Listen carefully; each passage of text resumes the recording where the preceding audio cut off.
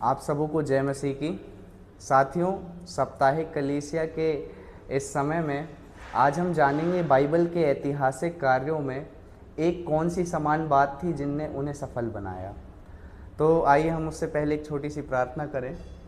हे सनातन काल के जीवित समर्थी प्रभु, हम हृदय की गहराइयों से आपका धन्यवाद देते हैं कि बीते वक्त आपने संभाले रखा।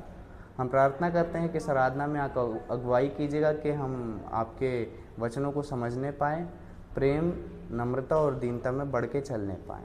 यीशु नाम में मांगते हैं, आमीन। तो साथियों, हम पाते हैं दाऊद के विषय में।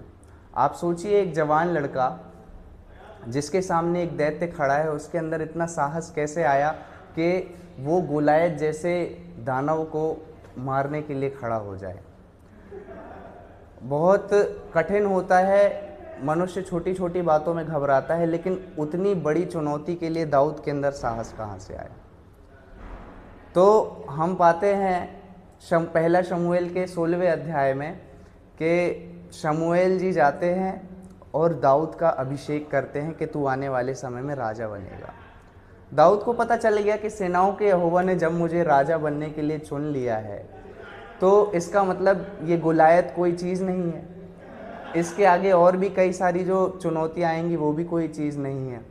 और उसका यही विश्वास और उसका यही निश्चय कि मेरा परमेश्वर जो है मेरे साथ रहेगा, उसे विजय दिलाता है। साथियों, बाइबल में ऐसे हम और अन्य उदाहरण भी देखते हैं। मूसा की जगह जब समुद्र के सामने कोई और खड़ा होगा तो वो हिचकिचा जाता कि नहीं, अब क्या होगा, अब तो हम अपने आप को मिस्रियों की सेना के सामने सौंप देते हैं। लेकिन उसने अपने परमेश्वर की ओर अपनी नज़र लगाई, परमेश्वर की ओर विश्वास किया।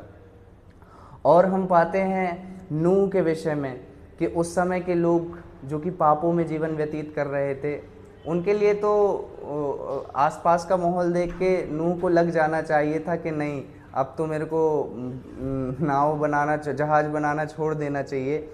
लेकिन इन सब बातों से परे नूह ने क्या किया? नूह ने परमेश्वर की बात सुनी।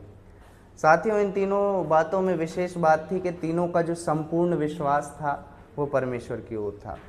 एक सबसे बड़ी जो आज्ञा कही जाती है कि तू अपने परमेश्वर से सारे मन से, आत्मा से प्रेम रखना और उसी पर भरोसा रखना, है ना। तो विश्वास के विषय में और भी हम बाइबल में कई उदाहरण पाते हैं, जैसे लहू बहने वाली स्त्री हो गई और कोढ़ का रोगी हो गया, यह सब अपने विश्वास के कारण चंगे हुए। तो साथियों, ज़रूरी क्या है कि आपकी निगाहें किस तरफ हैं। हम पाते हैं भय रखने के विषय में भजन संहिता 128 में यहाँ पे लिखा है, क्या ही धन्य है हर एक जो यहोवा का भय मानता है और उसके मार्गों पर चलता है ना।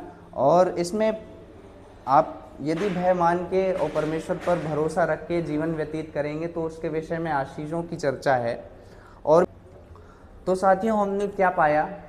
सारी बातों में आपके हाथ में परिस्थितियां तब आएंगी जब आप अपने संपूर्ण मन से, हृदय से अपने परमेश्वर पर भरोसा रखेंगे।